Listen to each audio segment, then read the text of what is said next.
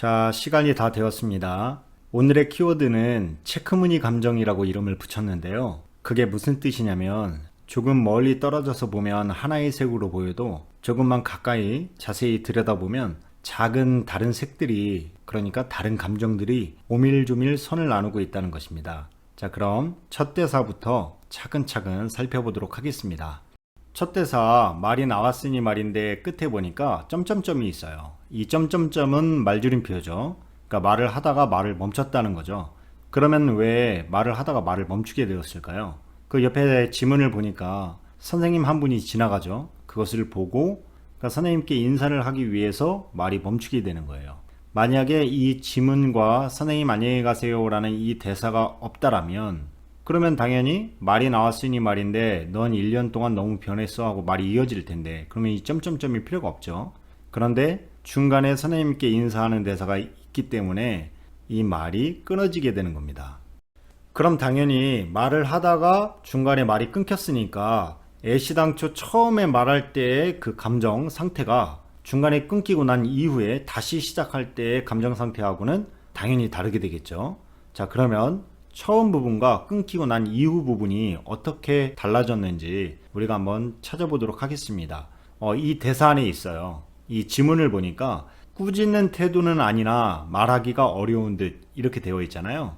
여기에서 우리가 이제 미루어 짐작할 수 있는 건 꾸짖는 태도로 처음에는 시작을 했지만 이라는 것을 우리가 알 수 있습니다.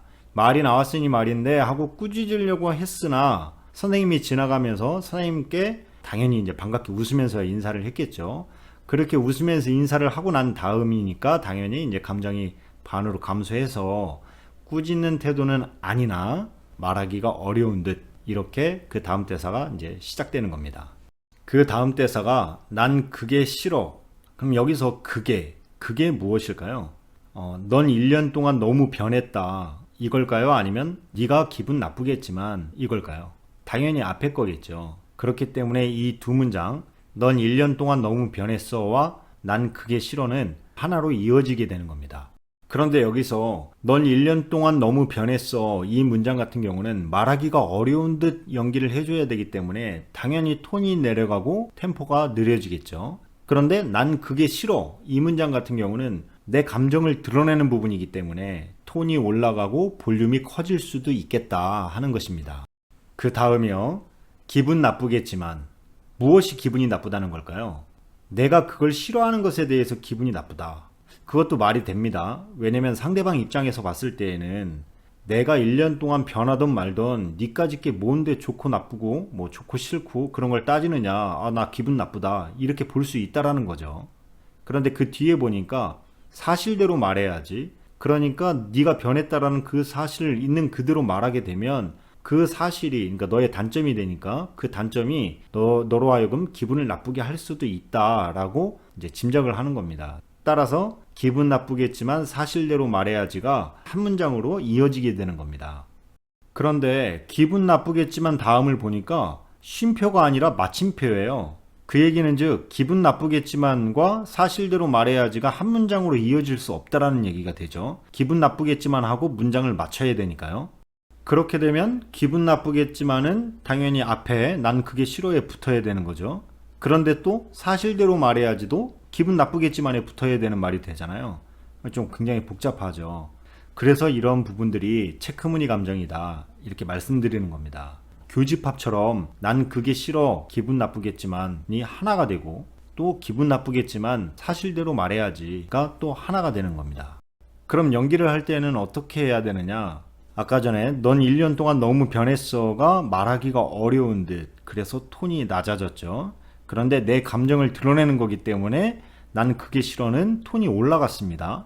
그런데 기분 나쁘겠지만 이라는 말은 상대방에 대해서 내 감정을 드러냈더니 상대방이 기분 나쁠 것이다 라고 내가 예측하는 것이기 때문에 미안한 감정이 들어가잖아요. 그래서 상대에 대한 감정에 대한 배려로 톤이 내려가야 되는 게 맞겠다. 하지만 내가 말하려고 하는 목적이 있기 때문에 사실대로 말해야지 해서는 다시 내 본래의 감정대로 톤이 올라가는 것이 좋겠다. 물론 뭐 이렇게 분석 안 하실 수도 있어요. 다르게 연기를 한다라고 해서 잘못된 것은 아닙니다. 저는 하나의 예를 들어준 것 뿐이에요. 그러면 사실대로 말해야지에서 이 사실은 무엇일까요? 그 뒷문장에 대한 사실은 아니겠죠. 당연히 아까 얘기한 대로 1년 동안 너무 변했다라는 것에 대한 사실을 얘기하는 거겠죠. 따라서 사실대로 말해야지와 1년 전만 해도 네가 좋았어에는 분명하게 구분을 해서 연기를 해줘야 되고요. 그래서 결론은 넌 1년 동안 너무 변했어부터 사실대로 말해야지까지가 하나의 관련된 흐름으로 이어서 연기를 해줘야 된다라는 것입니다. 자, 사실을 본격적으로 이야기합니다. 1년 전만 해도 네가 좋았어.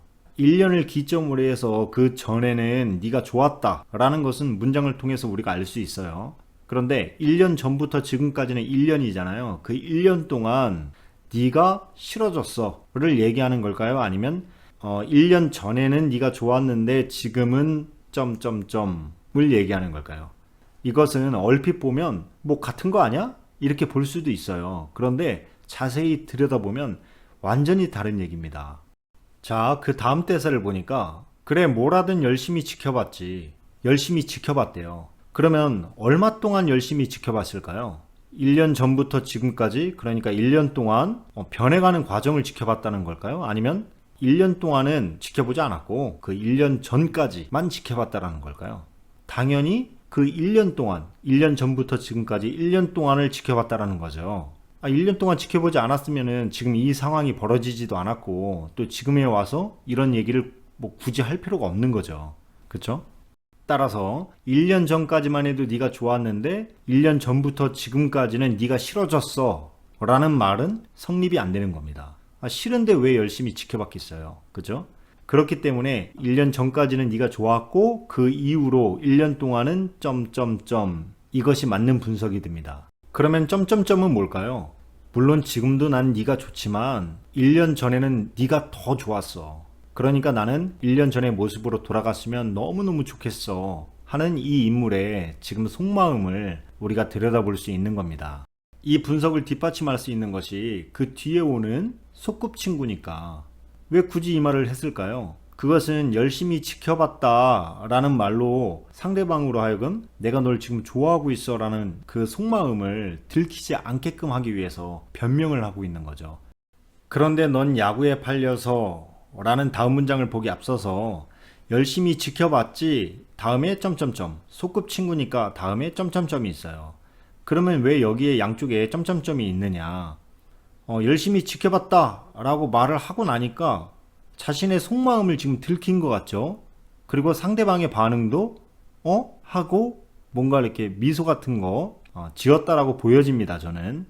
그러니까 순간 민망하고 마음속에 자신의 속마음을 들킨 것 같아서 안절부절 못하게 되겠죠. 그 마음의 혼란을 가져오는 그 사이, 그리고 애써 변명을 찾는 그 시간, 그게 바로 이 점점점이다. 그리고 소꿉친구니까 라고 이제 변명을 합니다. 그리고 나서 점점점은 소꿉친구다 라고 변명을 하고 나서 그 변명이 먹혔는지를 살펴볼 수 있는 시간이 필요하겠죠. 그리고 또 감정적으로도 소꿉친구라고 변명을 해놓고 나서 이것이 먹힐 거라고 본인이 믿어지지 않겠죠. 그러니까 이 또한도 마음에 혼란이 생기고 그래서 이제 재빨리 이제 화두를 바꿔야 되는 거죠. 그 화두가 완전히 바뀌어지는 데까지 필요한 사이, 그게 바로 이 점점점이다. 그런데 넌 야구에 팔려서 다음에도 점점점이 있습니다. 도대체 넌 야구에 팔려서 어떤 말을 하려다가 지금 말줄임표가 되는 걸까요? 네, 그 바로 위에 있는 열심히 지켜봤지. 그러니까 나는 너를 열심히 지켜봤는데 너는 야구에 팔려서 날 열심히 지켜보지 않았잖아 라는 것이 지금 이 인물이 하고 싶은 속마음인 거예요. 그런데 왜 그 말을 못하느냐? 지금 이 말을 시작하게 된 계기가 객관적으로 너의 변한 모습, 너의 단점으로 변한 모습에 대해서 내가 지적을 해줘야 되는 건데 그게 아니라 나의 속마음, 그러니까 너한테 느껴지는 나의 서운함, 나한테 좀 잘해줘라 라는 말을 지금 차마 할 수는 없는 거죠.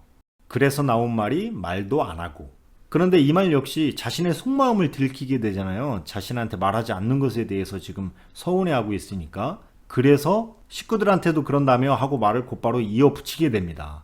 그러니까 자기 자신을 드러내지 않고 다수 속에 포함시켜버리죠. 그런데 이 문장 끝에도 역시 점점점이 있습니다. 와, 점점점 많이 나오네요.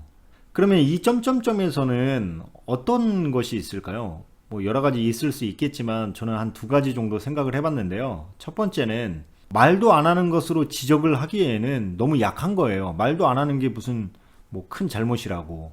그래서 더 큰 지적, 자신의 속마음을 대신할 수 있으면서도 목적을 이룰 수 있는 다른 지적을 찾는 동안의 시간이다.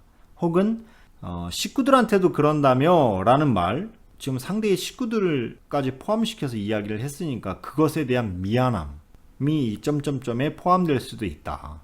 뭐 두 가지를 다 포함시킬 수도 있어요. 아무튼 그 다음에 또 이제 지적하는 것이 굉장히 재밌습니다. 첫 번째 말도 안 하고에서는 식구들한테 그러니까 자기 자신을 포함시켰잖아요. 근데 두 번째 잘난 체하고 거만해졌대는 여자애들이 그래. 여자애들은 너한테 그렇게 얘기를 해. 그러니까 나는 쑥 빠진 거예요. 내가 너한테 그런 걸 느끼는 것이 아니라 다른 애들이 그렇게 너한테 느껴. 그러니까 너 바뀌어야 돼. 첫 번째는 다수의 자신을 포함시키고, 두 번째는 자기는 쏙 빠지고 다른 아이들로 떠넘기고. 재밌죠? 그래서 어찌됐든 말을 안 하는 것보다는 잘난 체하고 거만해진 것이 더 큰 잘못이기 때문에 잘난 체하고 거만해졌대 이 말을 할 때에는 톤도 올라가고 볼륨이 커질 수도 있겠다. 여기서 잠깐 중간 정리를 좀 해보자면 이 인물은 지금 상대방이 1년 동안 어떻게 변했다? 말도 안 하고 잘난 체하고 거만해졌다. 그런데 실질적인 나의 속마음은 뭐다? 열심히 지켜봐 달라. 그러니까 너는 1년 전만 해도 나에게 큰 관심을 가지고 열심히 지켜봐 왔잖니. 근데 지금 너는 야구에 팔려서 나를 지켜보지 않고 있어. 나에게 관심을 두지 않고 있어. 나는 지금 너에게도, 그러니까 1년 전부터 지금까지도 너에게 큰 관심을 가지고 너를 열심히 지켜보고 있는데 넌 나에게 그렇지 않아. 그래서 내가 지금 너무 속상해. 그 다음 대사, 네 앞에선 안 그래도 뒤에선 다들 그런다고 라는 이 대사를 통해서 여자애들이 다 그래 하고 나니까 상대방이 진짜? 하는 표정을 지었던, 믿을 수 없는데 하는 그런 표정을 지었던, 아니면 이 인물이 지금 이 상대방과 다른 여자아이들과 막 웃고 떠들면서 이야기하는 그런 모습들을 좀 자주 봤나 봐요. 그런 모습들이 좋아 보였을 리는 없겠죠. 이 남자를 자기가 좋아하고 있으니까. 그 다음, 그런 얘기 나도 속상해. 여기 보면 나 도가 있잖아요. 이 도는 나 역시 라는 뜻이니까 지금 어떤 상태예요? 상대방도 그런 얘기를 듣고 속상해하고 있는 상태예요. 그러니까 나도 그런 얘기를 들었을 때 속상했다 라고 얘기를 하는 겁니다. 나는 예전에 들었잖아요. 그럼 상대방은 그 얘기를 언제 들은 거죠? 지금 방금 들었잖아요. 그래서 뒤에선 다들 그런다고 다음에 상대방이 어떤 속상함의 표정, 속상함에 뭐 한숨을 짓든 그 표정을 보고 그런 얘기 나도 속상해 하고 얘기를 하는 겁니다. 그러면 여기서 속상해라는 것은 당연히 미안한 감정이 들어가야 되는 거예요. 그래서 그 다음 대사가 하지만 어느 정도 사실인 걸 어떻게? 어느 정도 이렇게 순화시켰잖아요. 하지만 여러분 그렇다고 해서 어느 정도의 액센트가 들어가면 안 돼요. 어느 정도 사실인 걸 어떻게? 사실의 액센트가 들어가야 됩니다. 자, 그 다음 기분 상태도, 내가 지금 속상해 있는 이 기분 상태도 사실이다. 그러니까 어떻게 해야 된다는 거예요. 말을 해야 된다는 얘기죠. 근데 여기에서 보니까 기분 상태도 다음에 또 점점점이 있네요. 여기서 이 점점점은 내가 그런 얘기를 들었을 때 속상했잖아요. 어느 정도 사실이기 때문에. 그래서 그런 얘기를 들으면 나도 속상한데 상대방이 직접 들으면 어떻게 되겠어요? 당연히 속상하겠죠. 그럼에도 불구하고 내가 지금 이 얘기를 한 거예요. 그래서 그 미안함이 이 점점점에 있어야 되는 거고요. 당연히 이제 톤이 내려가게 되겠죠. 하지만 이 말들을 하는 이유는 뭐예요? 네, 이 상대를 위한 것이죠. 그러니까 내가 너를 위해서는 할 말은 해야지 하면서 톤이 올라가게 되겠죠. 네, 지금까지 함께 하신 여러분 수고 많이 하셨습니다. 감사합니다.